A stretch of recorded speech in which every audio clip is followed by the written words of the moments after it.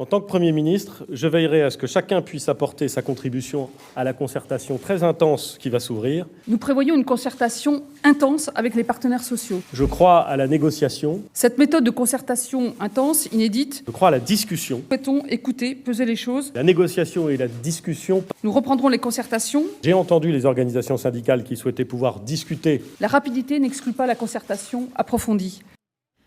Concertation, négociation, Emmanuel Macron peut être échaudé par l'année dernière. La loi travail, longue histoire, il l'avait dit, c'était l'un de ses objectifs numéro 1. Mais comment faire ? Eh bien, on va décrypter sa méthode qui faisait sourire Gérard Filoche pendant la diffusion de cette petite interview. Bonjour à vous Gérard Filoche. Bonjour. Membre du bureau national du PS et ancien inspecteur du travail. Adrien Gindre est là également pour le service politique de LCI. Bonjour Adrien. Bonjour. Et Alexandre Devecchio, journaliste au Figaro. Bonjour. En charge du Figaro Vox. Hier, donc, on en a su un petit peu plus sur ce projet de loi travail. Le gouvernement prévoit 50 réunions cet été. Gérard Filoche, le dialogue social a l'air fondamental pour le gouvernement. C'est un trompe-l'œil.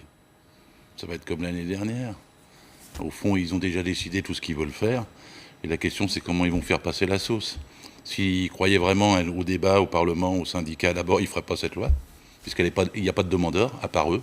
Monsieur Macron essaie de faire une petite vengeance de ce qu'il n'a pas pu faire il y a 2 ans. Il était déjà aux affaires dans la première loi. Il essaie d'aller plus loin que la première loi. Si c'était une vengeance, il n'aurait peut-être pas intérêt tellement à s'y remettre dedans. Parce que ça a été oui, mais il y a des gens obstinés, vous savez, les Jupiters qui s'entêtent. Et donc là, il essaie de pousser le bouchon. Et il ne faut pas l'appeler loi travail. C'est une loi anti-travail. C'est pas une loi pour les salariés, c'est une loi pour les grandes sociétés afin qu'elles puissent pomper les petites et les moyennes qui, à 80%, leur sont sous-traitantes. Il a dit qu'il voulait axer sur les TPE et PME. Mais c'est aussi une image. Dans les TPE, vous avez 1 million d'entreprises de moins de 10. Elles sont déjà, il y a pas, vous savez, c'est souvent le Moyen-Âge en droit du travail. C'est pas là le problème. Vous avez 200 000 entreprises qui sont entre 10 et 1000. Bon, là, 80% d'entre elles sont sous-traitantes des 1000 entreprises qui dirigent notre pays. 1000 entreprises font 50% du produit intérieur brut. C'est elles qui, quand elles vont passer les marchés avec les entreprises sous-traitantes, vont bénéficier de tout ce qui va être déstructuré en droit du travail. C'est pas une loi de travail, c'est une loi dividende. Alors, on va parler de la méthode, si vous voulez bien, de la méthode du président et de la méthode du gouvernement. Et pour cela, on a posé la question ce matin à Raymond Soubi, vous savez, ancien conseiller social de Nicolas Sarkozy. Écoutez-le. Ce qu'offre Emmanuel Macron, en fait, aux syndicats, c'est pas tellement des concessions par rapport à ses projets initiaux, c'est une procédure de discussion et de concertation. Et les syndicats, qui se trouvaient un peu marginalisés dans la campagne, remontent sur le théâtre social et ne serait-ce que cela les satisfait. Alors Alexandre Devecchio, attendez, je vais vous poser la question, Alexandre Devecchio. Ce maître mot concertation, discussion, on a entendu le Premier ministre et la ministre tout à l'heure. Évidemment, Gérard Filoche est dans son rôle en disant que c'est de la poudre aux yeux. Est-ce qu'on peut y croire un petit peu quand même ou pas ? Non, très honnêtement, pour le coup, je partage l'avis de Gérard Filoche. Le plan d'Emmanuel Macron est arrêté.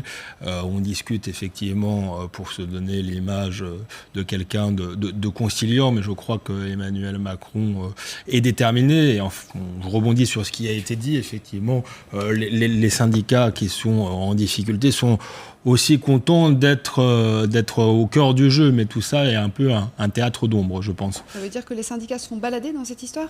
Ça veut dire qu'ils ont aujourd'hui, peut-être pas, on va le voir par la suite, mais les moyens politiques de jouer le rapport de force avec le gouvernement. Je ne sais pas si ces réformes vont être toujours prises pendant les vacances. Ça limite aussi la possibilité de grève dure. Donc je pense que c'est quand même compliqué, que le rapport de force, pour l'instant, est à l'avantage du gouvernement, l'état de grâce lié à l'élection d'Emmanuel Macron, et donc il en profite pour aller le plus vite possible. Alors, les syndicats sont dans l'expectative, en tout cas, ils ne sont pas frontalement opposés, ils attendent de voir, on va les écouter, et ensuite je vous demande notre analyse, Adrien. C'est une feuille de route qui ne tient pas la route, puisqu'elle s'obstine à considérer le Code du travail comme un obstacle à l'emploi. Or, aucune étude sérieuse n'a démontré qu'il y avait un lien entre le niveau de chômage et les droits et garanties des salariés. On n'est pas rentré encore dans le détail, c'est maintenant qu'on va rentrer dans le détail. Alors, il y a des points a priori positifs. Il y a des points qui peuvent être potentiellement négatifs. Mais le gouvernement respecte les procédures de concertation. Quand je dis respecte, c'est respecte les procédures du Code du travail. Ce qui n'était pas le cas du précédent avec la loi travail. Nous trouvons aussi que c'est en certains points déséquilibré parce qu'il n'y a pas assez d'annonces, d'ouverture de discussion sur des mesures très concrètes pour les salariés en termes de sécurisation de leur parcours professionnel notamment, ou même en termes d'aide aux chômeurs de longue durée pour retrouver un emploi. Alors, Adrien, c'est vrai que pour le moment, on ne connaît pas grand-chose encore de la technicité de ce texte-là. Est-ce que vous diriez que le chef de l'État, ou le gouvernement plus exactement, brosse les syndicats dans le sens du poil, en tout cas pour le moment ? Il y a de l'habileté politique, bien sûr. On ne va pas critiquer ce point-là. Sur ce terrain-là, c'est bien exécuté jusqu'ici. Le problème, c'est qu'il y a effectivement 2 niveaux. Il y a le démarrage, l'affichage, et il y a ensuite les détails, le contenu du texte, les mesures prises une par une. La concertation, on peut dire, Emmanuel Macron a une idée très claire de là où il veut aller et emmener syndicats et patronat. Il fait quand même l'effort, on va le défendre sur ce point-là, d'organiser des rencontres avec les différentes organisations. Alors on peut dire que ce sont des rencontres pour rien, qui ne servent à rien. Le fait est qu'elles ont lieu. Le fait est qu'il n'était pas obligé de les organiser. Il a dit qu'il utiliserait les ordonnances pour aller vite au Parlement.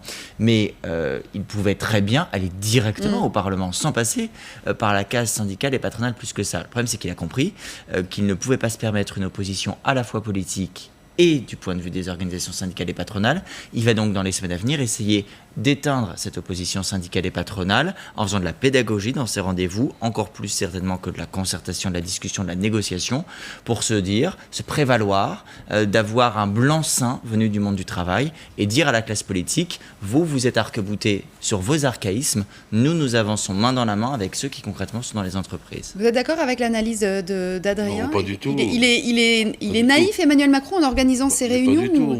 On l'a vu, il est filmé, il marche à côté de M. Le Drian. Oui. Qui lui demande comment ça s'est passé les syndicats, et il dit ça s'est bien passé, je leur ai rien dit. Oui. C'est ce qui va se passer pendant 2 mois, bien entendu. Et à la fin, il décidera ce qu'il voudra. Si vous prenez au sérieux le Code du travail, par exemple, on a 547 accidents mortels. Les accidents mortels du travail ont augmenté. On pourrait prendre une mesure, par exemple, interdire l'intérim dans le bâtiment. Je le dis parce que c'est dans le Code du travail allemand. Si on voulait protéger la santé et l'intérêt des travailleurs, on ferait ça. On interdirait l'intérim dans les sites Céveso. Il y en a 1200. Ce sont les intérimaires qui payent le plus souvent de leur vie. Parce que quand on est flexible, quand on est précaire, on meurt plus au travail. Mais il n'a pas fait campagne là-dessus. Ça m'est égal, monsieur. Moi, je pars du point de vue des salariés. Et je dis qu'il fait une loi anti-salariés. Et donc, vous me dites qu'il n'a pas fait campagne là-dessus, monsieur. Mais il a été élu par 23% des voix au premier tour. C'est le seul vote qui compte, dont la moitié était par défaut parce que les gens ne voulaient pas Fillon ou ne voulaient pas Le Pen. Tout le monde sait bien. Oui, mais ça, c'est le mécanisme des institutions. Ça n'empêche pas que le point de départ, il n'a pas de majorité et qu'il parvient. C'est une réussite à tromper tout son monde. Quand Adrien dit effectivement c'est de l'habileté politique d'organiser 50 réunions, n'empêche qu'elles vont exister, ces réunions. Elles vont être comme il a dit. Je leur ai rien dit, ça s'est bien passé. La vérité est en une fois. C'est M. Macron qui a dit ça, c'est pas moi. Je leur ai rien dit, ça s'est bien passé. Il va le faire 50 fois s'il le faut. Ils savent faire ça pour tromper les travailleurs. Il s'agit d'augmenter les dividendes, madame. Il n'y a pas de dialogue social. Le dialogue social, madame. Dans l'entreprise, M. Mailly, il va participer à ces réunions. Dans l'entreprise, madame, ce qui caractérise un contrat de travail, c'est un lien de subordination juridique permanent. C'est l'employeur qui décide la naissance du contrat, la gestion du contrat et la rupture du contrat. Il n'y a pas de citoyenneté dans l'entreprise. Il n'y a pas de démocratie dans l'entreprise. Nous sommes subordonnés, vous, comme tout le monde ici, qui travaille dans une entreprise. Et nous savons bien ce que c'est le poids de la subordination. Donc on a un code du travail pour lutter contre cette subordination. En contrepartie, le droit du travail, c'est pas pour plaire aux entreprises, c'est pour que les femmes et les hommes qui travaillent puissent résister aux demandes des entreprises. Vous pensez qu'à aucun moment il ne veut diminuer le chômage, par exemple, Monsieur, si vous voulez diminuer le chômage, appliquer davantage de droits du travail, on a 1 milliard d'heures supplémentaires qui ne sont ni déclarées, ni majorées, ni payées. C'est l'équivalent de 600 000 emplois. Doubler le corps d'inspecteurs du travail, contrôler les heures supplémentaires, freiner la délinquance patronale, et vous aurez de l'emploi. Il ne fait pas la même analyse que vous. Plus vous êtes souple, plus vous permettez que les gens soient flexibles, donc qu'ils travaillent à la place de ceux qui n'ont pas de boulot. La flexibilité, c'est l'ennemi de l'emploi, monsieur. C'est quand vous avez effectivement des normes, des règles et des lois que le partage du travail peut s'opérer. Lui n'est pas du tout sur le même créneau que vous et pas du tout dans la même analyse. Alexandre de Vecchio, est-ce qu'il est en train, Emmanuel Macron, de faire la réforme que la droite n'a jamais osé faire, finalement ? sans doute, ou que la droite n'a jamais pu faire non plus, parce que l'état du pays ne le permet pas. Je ne sais pas si ça va aboutir, ce que fait M. Macron. Moi, je suis assez d'accord sur le diagnostic de l'élection présidentielle. Il a été élu avec 23% des voix. Certes, François Fillon avait un programme aussi libéral, mais ça ne fait pas forcément une majorité. Et je crois que la température du pays, elle est plutôt malgré tout à la protection. Les gens n'ont pas forcément envie d'être précarisés. Et ce serait un signal sans doute assez dur pour l'opinion qui aujourd'hui a envie d'être protégée sur tous les plans. Donc c'est à mon avis un contresens politique, même si il s'en est jamais caché. Effectivement, c'est son programme et il est assez déterminé. Mais je pense qu'il y a une raison si la droite n'a pas réussi. Il y a une raison aussi si jamais il était empêché, comme la loi El Khomri avait été plus ou moins empêchée aussi. On est dans une période de fragilité liée à la mondialisation, où il y a des délocalisations, où les gens ont l'impression d'être de plus en plus fragiles, et je crois qu'il faudra en tenir compte et avoir aussi, en parallèle à cette flexibilisation, une vraie stratégie industrielle. Puisque ça ne suffit pas de flexibiliser le travail, il faut aussi avoir un projet. Là, le triomphe économique de l'Allemagne, on dit souvent que c'est les réformes Schröder, mais c'est aussi la spécialisation industrielle vers les exportations, etc., etc. Donc, à mon avis, ça doit être, pour que ce soit bien perçu, il faut que ce soit une loi globale avec une véritable vision de l'économie. Mais là, c'est le cas, justement. On parle du Code du travail, mais il n'y a pas que ça, M. Filoche, dans ce qui a été présenté hier par Édouard Philippe, Muriel Pénicaud. Il y a d'autres réformes qui ont été présentées. La formation professionnelle, l'apprentissage, je sais qu'il veut casser les retraites aussi, etc. Mais il y a l'assurance chômage. Les retraites également. Casser le salaire non, ce que je veux vous dire, juste pour finir, je vais quand même aller au bout de ma phrase. Ce que je veux vous dire, c'est que tout à l'heure, on disait il n'y a pas que la flexibilité. Vous avez tout à fait raison. La tentative d'Emmanuel Macron, c'est de dire il y a aussi une part plus favorable aux salariés. C'est pas vrai.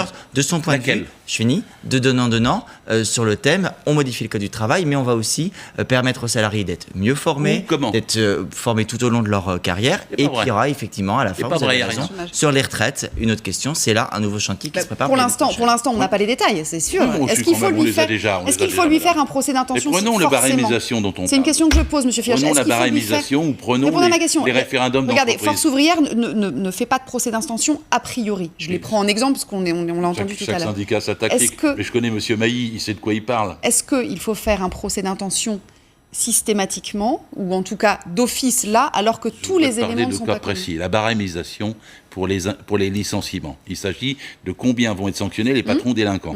C'est-à-dire ceux qui licencient abusivement, c'est un délit. Comment vont-ils être punis? De façon générale, face aux délinquants, la droite, elle dit qu'il faut des planchers.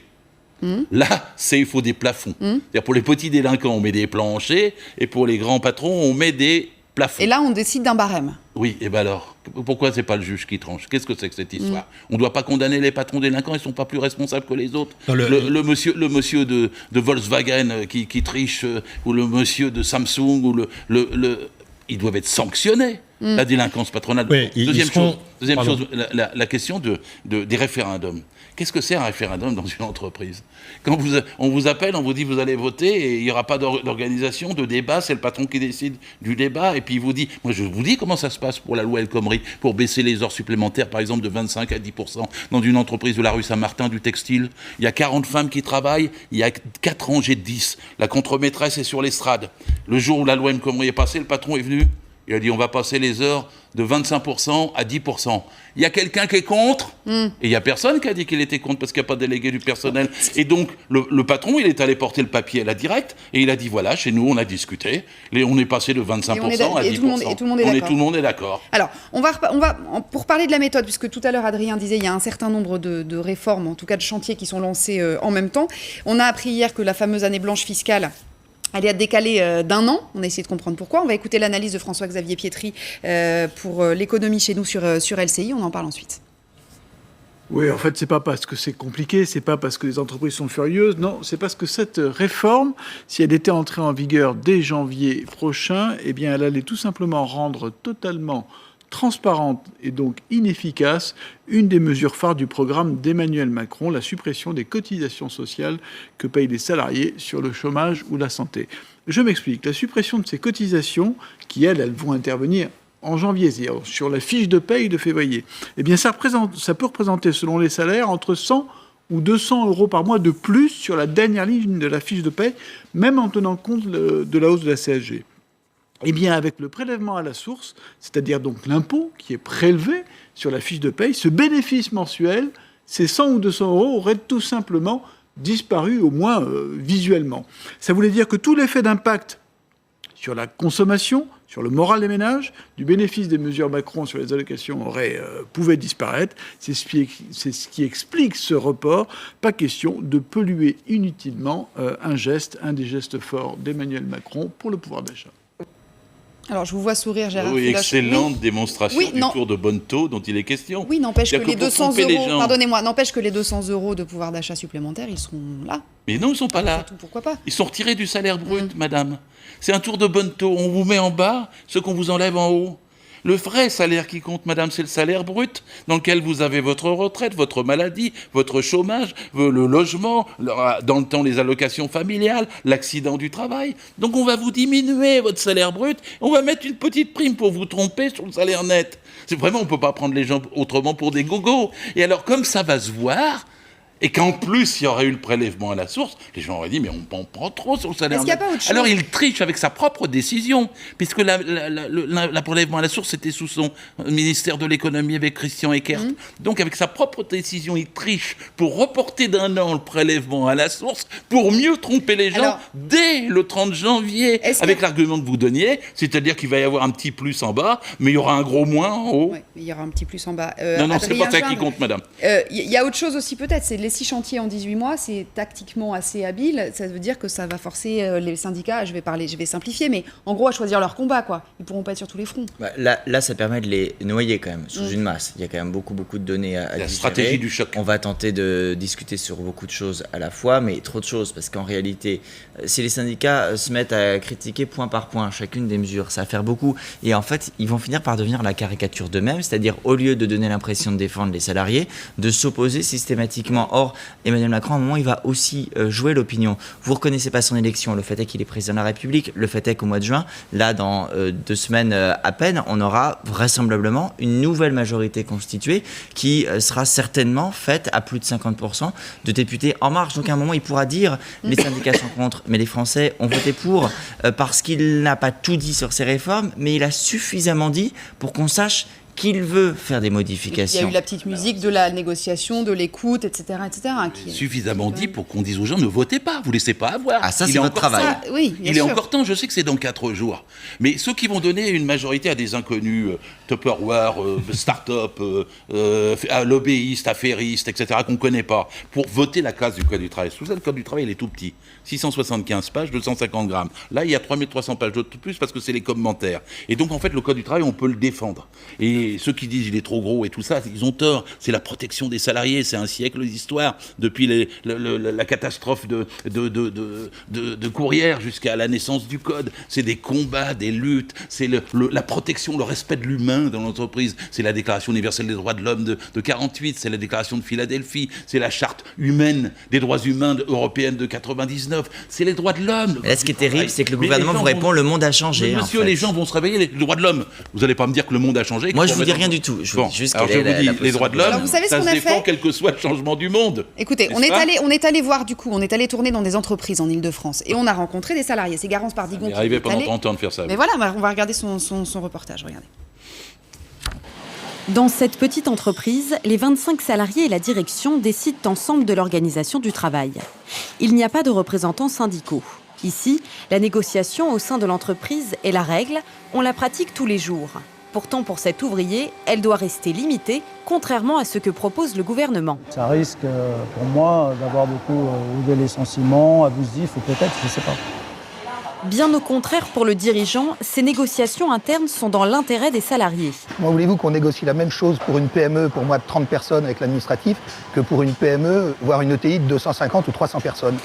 Ici, 135 salariés, cadres ou ingénieurs principalement. Pour le dirigeant, il faut simplifier le code du travail dans son ensemble. Le plafonnement des dommages et intérêts de licenciement est inefficace. Je vous jure, quand j'embauche un salarié, c'est pas pour le licencier, c'est parce qu'effectivement on a besoin et on pense d'abord à ce qu'il va nous apporter dans son savoir-être et dans ses compétences plutôt qu'à son licenciement. Et pour ces salariés aussi, il faut plus de flexibilité. Il y a beaucoup d'employeurs qui peuvent rechigner un peu à embaucher des personnes parce que comme on n'est jamais sûr de l'activité sur le long terme. Relancer l'emploi, c'est l'objectif principal du gouvernement avec la réforme du travail. Mais quelles que soient les mesures adoptées, elles ne porteront leurs fruits que dans plusieurs années. Alexandre Devecchio, vous avez le sentiment que sur ce qui a été annoncé, la marge de négo va être réelle, va exister pour de vrai ou pas ?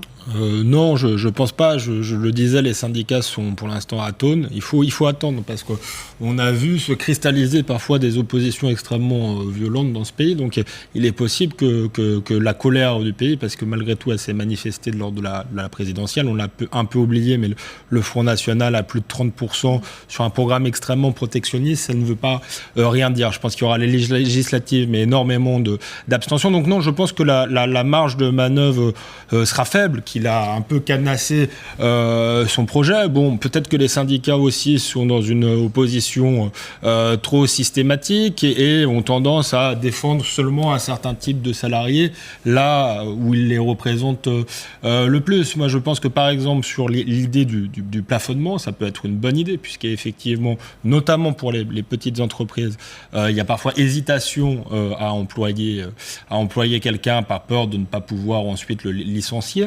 Mais par exemple, ça nécessiterait de réformer tout ce qui est emploi précaire, CDD, etc. Parce que dans un grand groupe, si on peut licencier plus facilement, pourquoi par exemple pour les jeunes multiplier les CDD, etc. Donc je pense qu'il y a des marges de manœuvre beaucoup plus grandes, mais que les syndicats n'ont pas forcément envie d'aller dans ce sens-là, parce qu'ils ont tendance aussi, eux, à défendre leur clientèle habituelle, qui sont plutôt des salariés installés. C'est une réalité aussi, et que le gouvernement a son plan cadenassé, que c'est un plan dans la logique bruxelloise, qu'il essaye d'imposer, que les gouvernements successifs de droite et de gauche essayent d'imposer un peu à toute force, sans jamais y parvenir, puisque l'opinion est globalement courte. Donc je pense que c'est un dialogue de sourds.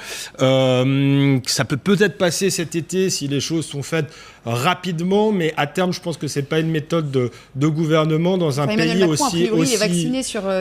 aussi fracturé que la France. Et je pense d'ailleurs qu'il y a un défi pour la droite. On parlait des élections législatives. On voit que la droite ne sait pas se positionner. Elle a choisi un positionnement économiciste, libéral. Or, je crois qu'il y a de la place pour une droite populaire, un peu plus protectionniste, qui a une vision de l'industrie, et que ce serait un bon moyen de se différencier d'Emmanuel Macron. Oui, Emmanuel Macron, c'est Jupiter et Uber. C'est-à-dire qu'en même temps, son idée, c'est un monde sans statut. C'est-à-dire où seule l'entreprise est divine. Et donc, elle s'impose à tout le monde. Et donc, il ne voit pas en dehors de ce cadre. Quand vous parlez de précaires, vous avez raison. On pourrait, par exemple, décider qu'il n'y ait pas plus de 5% de précaires par entreprise. Parce que ça, on limite immédiatement les abus qui sont faits contre les jeunes. Parce qu'on sait que dans France, il y a 85% des contrats, c'est des CDI. Par contre, pour les jeunes, au niveau de l'embauche, à 85%, ils sont embauchés en CDD. Ouais. Donc on sait bien que c'est artificiel, c'est politique, c'est pas économique. L'économie n'a pas besoin de précaires. Pour fonctionner, l'économie, elle a besoin de salariés bien formés, bien traités, bien payés. En vérité, la précarité, c'est un artifice pour faire plier les chines, isoler les syndicats et faire un chantage sur les salariés en permanence, de façon à augmenter les marges. Moi, je connais une entreprise, par exemple, qui va, elle, bien dialoguer. J'en connais une, 25 salariés, puisque vous l'avez montré tout à l'heure. Et ben le patron, il dit non, moi je vais les maintenir à 25% les heures sup, parce que je ne vais pas les passer à 10, et travail, et ça va être trop dur pour elle, etc. Mais c'est le banquier qui va arriver. Et le banquier va dire, mais monsieur l'employeur, moi j'aime bien les entreprises qui ont des marges. L'entreprise d'à côté, là, les a fait passer de 25 à 10% les heures sup. Pourquoi vous ne le faites pas? Parce que vous allez être à découvert à la fin du trimestre, et moi, banquier, je ne vous aiderai pas si vous ne passez pas les heures de 25 à 10%. Non, ce qui fait que le patron, avant, il pouvait résister puisque c'était la loi. La loi, c'était 25%. Ce patron qui parle, par exemple, des indemnités prud'homales et qui dit, mais attendez, mais moi, quand j'embauche quelqu'un, c'est pas pour le licencier. C'est la vérité. Il avait raison, celui-là. Parce que moi, je ne crois pas que les patrons embauchent par crainte de débaucher. Non, mais ils embauchent parce qu'ils ont besoin. Si j'ai un problème avec ce salarié, au prud'homme, je vais mourir, quoi. Mais non, madame. Quand on licencie avec des causes, c'est très facile de licencier dans ce pays. Quand on a un motif. Quand on n'en a pas, c'est-à-dire qu'on fait un licenciement abusif, on est sanctionné. C'est normal. moins caricatural que Gérard Philippe là-dessus. Il y a aussi une réalité, notamment pour les petits et même pour les gros, c'est-à-dire que les licenciements coûtent extrêmement cher. Effectivement, pour les petits, ça peut même mettre à bas. Pourquoi il y a seulement 120 000 personnes au prud'homme 120 000 personnes au prud'homme sur 18 millions de salariés. Il y a des gens aussi qui abusent du système. Mais encore une fois, je pense que les contreparties doivent être beaucoup plus grandes et qu'il y a des abus des deux côtés. Je parlais des emplois précaires, des CDD, de la flexibilité. Je crois aussi que dans une période de disparition du travail, parce qu'on en est là, avec ubérisation et robotisation, pour tout le monde. Il y a quelque chose de très angoissant à flexibiliser au moment où on est dans une transition industrielle majeure. Et je pense qu'il faudrait plutôt réfléchir au modèle que simplement procéder à la flexibilisation. Parce que vous parlez du moment, Adrien, alors Emmanuel Macron lui-même ne s'attendait pas à alors on me dit état de grâce, en tout cas ces jours qui suivent la présidentielle, lui-même ne pensait pas que ça se passerait aussi bien pour lui, en tout cas dans l'opinion. Pour lui, ces combats-là, c'est le moment ou jamais. C'est-à-dire qu'il faut qu'il y aille tout de suite. Ça le conforte dans une conviction, c'est qu'il se dit, vous disiez, il a été échaudé par la loi travail version El Khomri sous le quinquennat Hollande. Mais pas de la manière dont on croit. C'est-à-dire pas en se disant, ça a rencontré des oppositions dans le pays. Lui, il se dit, ça a rencontré des oppositions alors qu'on n'est même pas allé au bout de la démarche. Donc il se dit, il faut y aller encore plus loin, encore plus fort, déplaire encore davantage à M. Philoche et à une partie des syndicalistes, parce qu'il se dit une demi-réforme, une demi-mesure, ça ne servira à rien. Il faut y aller un bon coup, il faut y aller vraiment, et c'est exactement l'état d'esprit dans lequel il est aujourd'hui. Le problème est que ça va créer une catastrophe. Je vois bien, Macron, c'est Thatcher. Contrairement à ce que les gens croyaient, il n'est pas au centre de la vie politique. Sur les questions économiques et sociales, il est thatcherien. Il est libéral. Donc il veut y aller en force. Donc il veut casser tous les droits le plus vite possible en profitant de la tromperie, en marche, on est au centre, tout ça, on ne sait plus où on est. Non mais la tromperie, Gérard Philoche, la tromperie encore une fois, je ne suis pas là pour la défense d'Emmanuel Macron, mais le fait est, comme disait Adrien, qu'il est président de la République, et on verra dimanche soir, mais qu'a priori on s'oriente vers une majorité absolue, voire plus. Et j'ai le droit de le dire, que le putsch d'un homme de cabinet appuyé par le CAC 40 et le MEDEF, ça ne suffit pas à gouverner un pays. La société ne correspond pas aux aspirations de M. Macron. Il ne sait pas ce que c'est le travail. Il ne sait pas ce que c'est la souffrance. Il se moque des gens aux Comores ou il se moque des ouvriers qui travaillent. Il dit que c'est plus dur d'être un employeur. Il dit aux jeunes ayez envie de devenir milliardaires. Il dit ne cherchez pas des patrons, cherchez des clients. Il y a 30 citations de M. Macron qui montrent qu'il ne connaît pas le pays, la vie. Il est passé, il est élu. Mais ça va faire floc à un moment donné. Surtout s'il fait du Thatcher. Parce qu'on ne peut pas agresser notre pays. On ne peut pas agresser notre pays. C'est-à-dire les millions de travailleurs qui produisent les richesses et qui n'en reçoivent pas la part qu'ils méritent. On ne peut pas les agresser comme ça avec cynisme, en disant, comme vous dites fort bien, monsieur, je vais aller vite, jusqu'au bout, fort, je vais leur casser tout ce qui existe depuis le Conseil national de la résistance, je vais casser le salaire brut, je vais faire que la protection sociale ne soit plus liée au travail, mais faite par l'impôt. Je vous signale que c'est un cadeau de 450 milliards aux employeurs. Gérard Philoche, elle est réformable, la France, ou pas? Bien sûr, elle est réformable. On peut redistribuer les richesses. Elle n'a jamais été aussi riche, la France, et les richesses aussi mal partagées. Vous avez 1% des gens qui possèdent tout. Les 58 multinationales, elles blanchissent 100 milliards au Luxembourg. Vous avez 600 milliards d'avoirs français dans les paradis fiscaux. On a 80 milliards de fraude fiscale. Les Français, ils sont pas idiots. Pourquoi ils n'ont pas mis Benoît Hamon ou Jean-Luc Mélenchon à l'Élysée, alors? Mais s'il y a Benoît Hamon et Mélenchon s'étaient mis d'accord, on serait à l'Élysée, madame. C'est parce que c'est les deux dirigeants de gauche les plus bêtes du monde qui ne se sont pas mis d'accord. S'ils s'étaient mis d'accord, s'il y avait l'unité de la gauche serait majoritaire. Monsieur Macron a profité de cette division. S'il avait pu poser, j'ai fait tous mes efforts pour qu'il y ait un accord Mélenchon-Hamon, parce qu'ils auraient été en tête dès le premier tour et on aurait gagné. Parce que la gauche est en position de gagner dans ce pays. Il ne faut pas que Macron se trompe sur la majorité dont il dispose. Et il ne faut pas qu'il fasse... Après tout, il le fera, mais qu'il fasse du thatcherisme et qu'il croit que ça va passer. Forcément, il y aura un affrontement social. Je ne sais ni comment, c'est pas moi qui décide ces choses-là. Mais on ne peut pas prendre aux gens qui ont déjà si peu pour donner à ceux qui ont déjà tant. La théorie de Macron, c'est le ruissellement. On donne à ceux d'en haut, puis ça va finir par retomber à ceux d'en bas. Mais ça ruisselle jamais. Ceux d'en haut, ils siphonnent, ils prennent toujours plus. Et il est en train de lever tous les obstacles pour que ceux d'en haut prennent toujours plus. Et la preuve, il va enlever l'impôt sur la fortune. La preuve, il laisse les multinationales faire ce qu'elles veulent faire. Et de façon générale, ça va être un transfert de l'argent des pauvres à ceux des riches. Et ça ne reviendra pas. Ça va accroître la crise sociale.